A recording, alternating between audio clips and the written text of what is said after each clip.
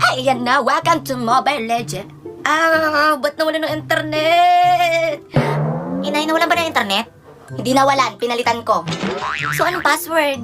Ikaw wala ka nang inatupag, kundi magparalaro lang maghapon Password, dali. Naglalaro ako. Ganda mo. Nay, alam ko naman na maganda ako. La, asa ka naman. Mas pangit ka pa sa aso. Yun yung password. Ang password, mas pangit ka pa sa aso. Ang password, yung ang ganda mo. Tinik advantage mo naman na ang ganda mo, ha? Ang sabi ko, mas pangit ka pa sa aso.